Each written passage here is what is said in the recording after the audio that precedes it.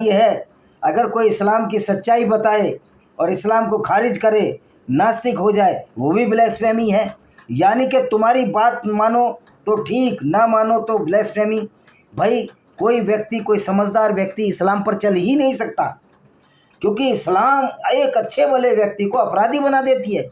इस बात का प्रूफ मेरी इन किताबों में दिया है, इनको आप पढ़िए, आपको सब समझ में आ जाएगी।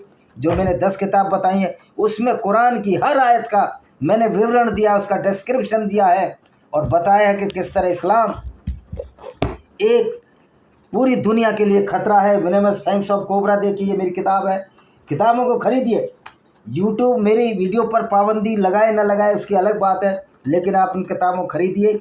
ये अमेजन, फ्लिपकार्ट में मिलती है। मेरा उद्देश्य यूट्यूब से पैसा कमाना नहीं है, मेरा उद्देश्य इस्लाम की सच्चाई सबके सामने लाना है। इसलिए 10 और किताब हैं, 2 किताब और आ रही हैं, आप उनको ज़रूर खरीदिए। 10 तो मार्केट में है ही, विजय कुमार पाल के नाम से कोई रुद्रा पब्लिकेशन बिलासपुर पर है, कोई शाश्वत पब्लिकेशन बिलासपुर पर है, कोई अस्तित्व पब्लिकेशन बिलासपुर छत्तीसगढ़ पर है। आप इनको ज़रूर खरीदिए। तो दोस्तों, अगर सच्चाई बताना ब्लेस्फेमी है तो इसका मतलब है इस्लाम झूठ का पायल है, इस्लाम झूठ का पाबंद है, इस्लाम झूठ का कायल है। और झूठ पर पलने वाली दुनिया ख्वाबों की दुनिया होती है। ये मानकर सो जाना कि हम तो अल्लाह के बंदे हैं, हमको जन्नत मिल जाएगी, ये कभी हो नहीं सकता, क्योंकि न जन्नत है न जहन्नुम है। आके करने लगो उधर से, न जन्नत है न जहन्नुम है। ये सब एक छलावा है जो कि मोहम्मद ने अपने फ़ायदे के लिए चलाया था।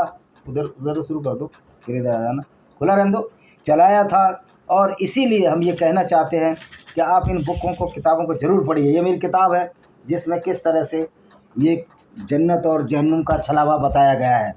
तो दोस्तों, सच्चाई बताना कोई ब्लेस्फेमी नहीं होती, सच्चाई बताना कोई अपराध नहीं होता, लेकिन इस्लाम एक वाहिद आइडियोलॉजी है जिसकी सच्चाई भी बताओ तो मौलानाओं को डर लगने लगता है, पूरा इस्लाम का साम्राज्य हिल जाता है, क्योंकि इस्लाम सच्चाई को बर्दाश्त नहीं कर सकता। जब सच्चाई कड़वी हो तो उस सच्चाई को बर्दाश्त करने की क्षमता उन लोगों में नहीं होती जो बुरे काम करते हैं, बुरी विचारधारा पर यकीन रखते हैं। पहला प्रयास मौलानाओं का ये होता है कि किसी तरह इस्लाम की सच्चाई को न बताया जाए, किसी तरह इस्लाम की सच्चाई को छिपाया जाए। इसके बहाने क्या होते हैं कि अरबी नहीं आती आपको इसका अनुवाद नहीं आता, फिर बोलेंगे मुबारकपुरी का अनुवाद बताओ, फिर बोलेंगे सही मुस्लिम बुखारी की सही मुस्लिम हदीस लाओ, फिर सही बुखारी की हदीस लाओ, और उन सब में भी